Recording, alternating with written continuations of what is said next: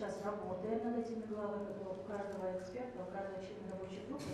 Например, Министерство юстиции Прецедента, и это предлагал инкорпорировать нормы закона о защите. в таком же виде будет принят.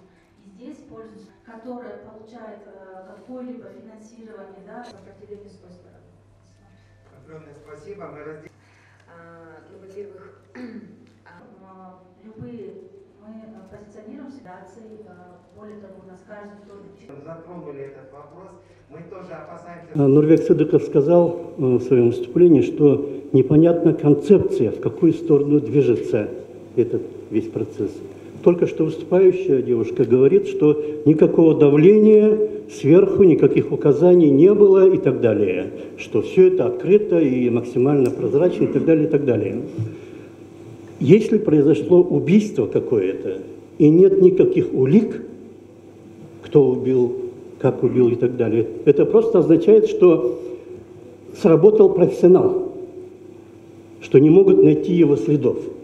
А концепцию, не обязательно для того, чтобы видеть концепцию, надо, чтобы были какие-то указания, были какие-то бумаги, где вот надо в ту сторону двигать, надо в эту сторону двигать. Для этого достаточно просто логики и общих процессов, да?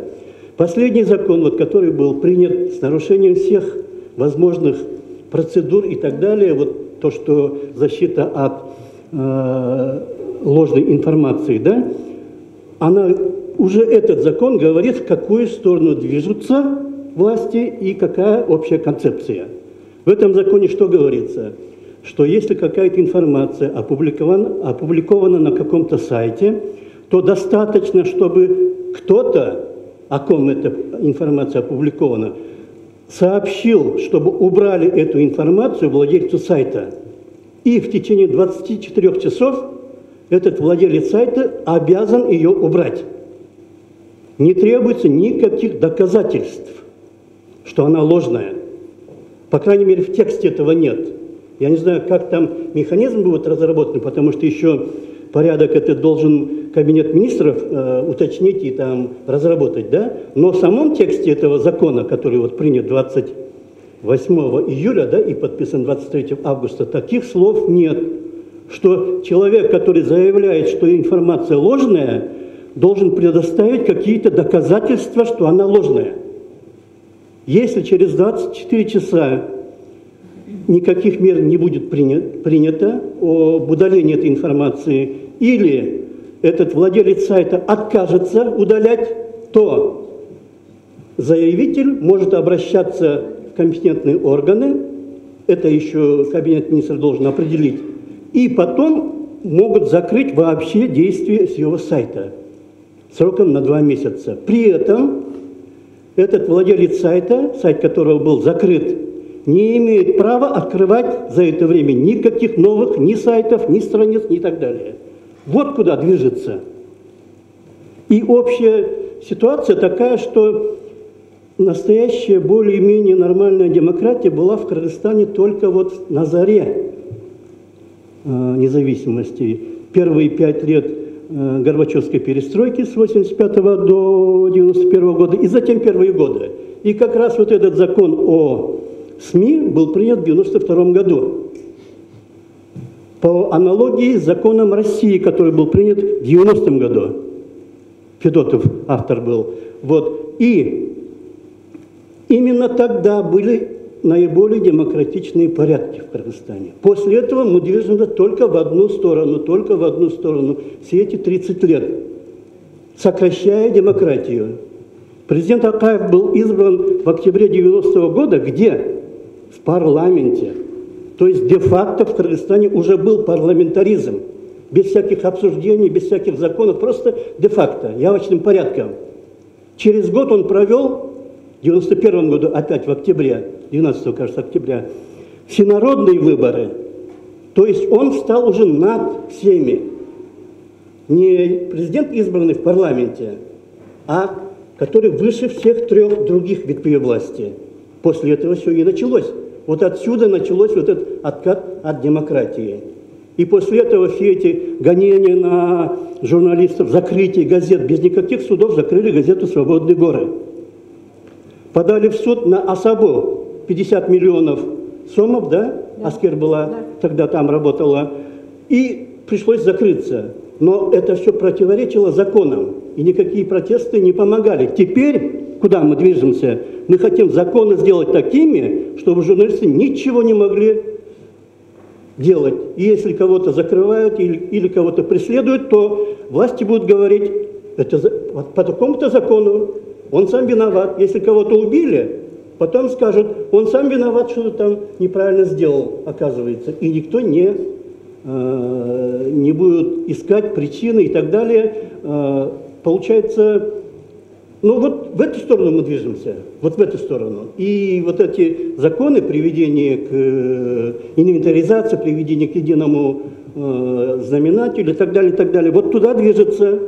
И те, кто говорят, что никакого давления сверху нет, никаких указаний нет, они лицемерят. Давление есть. Но раз мы его не видим, давление профессиональное.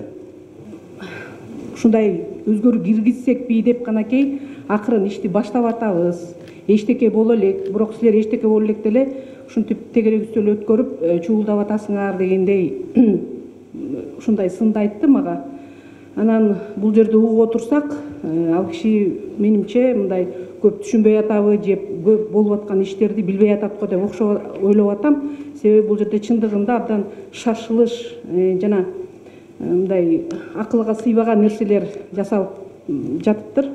Биздин баарыбызды бул чындыгында абдан мындай ойлондурат, түпөйүлгө салат да баарыбызды. Эми мен мисалы бул жерде азыр болуп жүрүп жаткан иштерди юристтер, башка биздин кесиптештер айтып атышат. Мен мисалы өткөн учурга деги эле могул сот иштери, сотко чейинки иштер биздин массалык маалымат каражаттарында кандай жайгаштырылып, кандай иштелип, жөнгө салынып келгендиги тууралуу айтсам, биздин негизи ушул мыйзам, биздин массалык маалымат каражаттары жөнүндөгү мыйзам абдан прогрессивдүү, абдан мыкты мыйзам деп эсептейм. Себеби чын эле 30 жылдан бери биздин ишмердигибизди, биздин баскан турганыбызды, биздин мыйзамсыз жасаган иштерибизди дагы жөнгө салып келе жаткан эң мыкты мыйзам ушул. Биз ушу менен жашап, ушу менен өмүр бою иштеп келдик. Анан сот иштери боюнча айтсам, көп эле журналисттер баарыңар ушул жерде мындай көп тажрыйбалуу, көптү көргөн, бир эмес бир нече президентти баштан өткөргөн журналисттер отурасыздар. Сотто ушу эмне экендигин жакшы билген адамдар, массалык маалымат каражаттарын ажыраган, иштен айрылган адамдар да отурасыздар ушул жерде. Сотто ушул процесси бизде мына айрыкча көп учурда кандай учурда сотко берет билесиздер. Абийир ар-намысыма, ишкер беделиме доо кетирди деп сотко берилет. Ошондой сотко берилген учурларда биздин жанагы мыйзамдар менен иштелип эле жакшынакай адамдар өздөрүнүн мындай нааразычылыктарын сот аркылуу жайгарып келген учурлар абдан эле көп. Миллиондоп, 100 миңдеп биздин соттор массалык маалымат каражаттарын айып салган учурлар көп эле кездешет чындыгында. Биздин тарыхта, кыргыз журналистикасынын тарыхында бул абдан көп. Ал эми акыркы кезде сотко чейинки иштерди жөнгө салууга кайрылсак, баарыңыздарга белгилүү сотко чейинки комиссия даттануулар боюнча бизде комиссия абдан жакшы иштейт. Баарыңыздар билесиздер, мына 3 жылда бирден шайланып туруучу 13 мүчөсү бар комиссия ошол массалык маалымат каражаттарына нааразы болгон жөнөкөй адамдардын, саясатчылардын, мамлекеттик кызматкерлердин кандайдыр бир нааразылыктары болсо, ошолорду жакшынакай жөнгө салып келе жатат. Мисалы, акыркы кезде мына ушул жылды алсак, көп эле иштер жайгарылыптыр. Мисалы, Өмүрбек Бабанов ЛТР телеканалына, КТР телеканалына даттанган экен ошол комиссияга. Ошол комиссия кеңешип, ошол ишти сотко чейин эле жайгарган учурлар көп. Ал эми айрым бир мисалы адамдар ошол комиссия бар экендигин билбегендиктенби же кандайдыр өздөрүнүн жеке себептеринен улам түз эле сотко массалык маалымат каражаттарын сотко берген жагдайлар кездешет.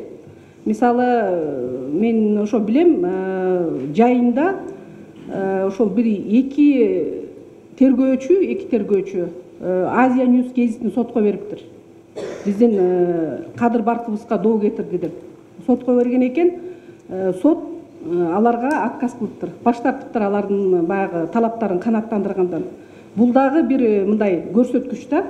кандай гана иштер болбосун, массалык маалымат каражаттарына тиешелүү сот органдары сот аркылуу бардыгын жөнгө салууга боло тургандыгынын мындай далили. Биз баягы баарыбыз чындыгында сотторду жакшы деле көрбөйбүз. Алардыга мындай нааразылыктарыбыз көп, бирок мындай жеке иштерге келгенде көп учурда соттор негизи массалык маалымат каражаттарынын кызыкчылыгына чечет көп учурда. Анан мен өзүм башыман өткөн дагы ошондой иштер бар. Көп учурда ошондой иштерди мындай жанагы тынчтык келишимин эки тарап тең бири-бирине макулдугун бердип, тынчтык келишими менен келишип чечишкен учурлар абдан көп да. Анан кийин ал азыркы болуп аткан учурлар биз мисалы 30 жыл бою эркиндик, сөз эркиндиги, ой эркиндиги деп күрөшүп, кандайдыр бир деңгээлде ошол эркиндикке жетиштик чындыгында. Эми 21-кылымда, ушул санариптик кылымда бардыгы жетишкен. Бул Кыргызстанда айтылган маалымат жердин аркы бетине бир кандайдыр бир секундта жетип турган учурда биз кайра таптакыр артка 19-кылымга кетип, баягы маалыматты жашыруу же болбосо бийликтин өзү каалагандай оңдоп түздөп коюусу менимче бизди артка гана кетирет. Бул абдан жакшы жөрөлгө эмес. Ошон үчүн ушундай ошол тиги бийликтин биздин мыйзамдарга инвентаризациялоо жасоо тууралуу эмилгесин билип калып, аны да кокустан билип калып, анан биз ушинтип чогулуп өзүбүздүн пикирибизди билдирип атканыбыз бул биздин мындай олуттуу мамиле кылып жатканыбызды, анан мындай кандайдыр бир коркунучтуу күтүп жатканыбызды билдирет.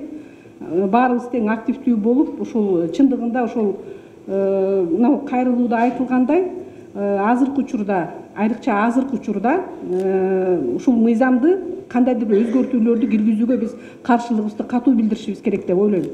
Анан калса мен абдан ушунчалык нааразы кылган жагдай азыркы учурда мына Кыргызстандын азыркы экономикалык абалында ушул 359 мыйзамдын ичинен массалык маалымат каражаттары тууралуу мыйзамдын артыкчылыктуу болуп калганы, ушул мыйзамга биринчи кезектен өзгөртүү киргизүү керек деп ушундай алдыга түртүлүп жаткандыгы бул билбейм бир нааразылыктан башка эч нерсе чакырбайт да. Бизде мисалы экономикага байланыштуу, чек арага байланыштуу, социалдык абалга байланыштуу деги эле мына азыр башыбыздан өтө турган мына алдыда 3-4 ай алдыда турган мына кышкы сезонду кантип өтөбүз деген ушундай чоң маселелер турат. Жарыктар өчө баштады. Анын баарын унутуп калып, ушул массалык маалымат каражаттарына өзгөртүүлөрдү киргизүү деген бул эң бир акылга сыйгыс көрүнүш. Эң бир биздин ушунчалык нааразылыкты жарата турган көрүнүш деп эсептейм. Барыңыздар белгилүү болгондой, конституциялык реформа өткөндөн кийин биздин өлкөдө ошол мыйзамдарды инвентаризациялоо процесси башталды. Ошо Кыргызстанда бардык тармактар боюнча иштеп жаткан мыйзамдарга өзгөртүүлөрдү киргизип башташты. Себеби деген конституция кабыл алгандан кийин башка мыйзамдар дагы ошо конституциянын жоболоруна жооп бериш керек. Ошол мыйзамдар менен бирге биздин кесиптик чөйрөнү тейлеген, биздин кесиптик чөйрө иштеп жаткан регламенттерди дагы өзгөртүү аракеттери болуп жатат. Буга чейин мынакей бул процесс апрелден эле башталган экен. Андан бери биздин ошо медиа коомчулуктан ошол нерсе болуп атканын көрүшүп, ар кайсы аппараттарга жазып, кээ бир ошо жумушчу топторуна биздин дагы кесиптештер кирген. Бирок ошого карабастан биздин чөйрөдө, кесиптик чөйрөдө эмне болуп жатканын билишпейт да. Ошондуктан биз бүгүн ошол өзүбүздүн кесиптештерге, журналисттерге бир жагынан маалымат берип коелу деп чогулуп олтурабыз. Экинчи жагынан болсо ушул процессте иштеп жаткан мамлекеттик органдар дагы өз билгендик кылбай, биздин чөйрөдөгү ушул нормаларды биз менен кеңешип, таңашып, биз менен алып барса деген үмүттө бүгүнкү иш-чарабызды өткөзүп жатабыз. Андыктан бул иш-чаранын жыйынтыгында, иш-чаранын негизинде биз ушул кайрылуу жолдоо коюп жатабыз. Президентке, Жогорку Кеңешке, өкмөткө жана Юстиция министрлигине мындан аркы ушул процесске, ушул медиа чөйрөсүнө тийиштүү болгон мыйзамдардын баарын тең биз менен акылдашып, биз менен талкуулашып, анан кийин шашпай кабыл алсак деген үмүт менен чогулуп жатабыз. Азыркы учурда конституция өзгөрүлдү. ошо закондор да башка өзгөрүлүп атат. Анан азыр ЖМК жөнүндө да закондор өзгөрүүлөр болуп атат. Журналисттер ушул закондор менен иштейт, жашайт. Анан биз түшүнүп атабыз, баттан эле давайте баттыраак жасагыла закондорду, андай болбойт да. Биз менен эч ким сүйлөшкөн жок. Ошон үчүн биз ойлоп атабыз, эми биз дагы ушу закондорду өзүбүздүн оюбузду айтып, ар кайсы этаптарда өкмөттөгү жана жогорку кеңеште закондорду принимать этип атканда, ошондо биз дагы катышып, өзүбүздүн оюбузду айтып, биз сөз эркиндиги эң чоң биздин жетишкендигибиз. Ушуну биз жерге түшүрбөй, алаканда кармап жүрүш керекпиз да. Журналисттер анан бүт өлкөбүз дагы ушуга жетиш керекпиз деп ойлойм.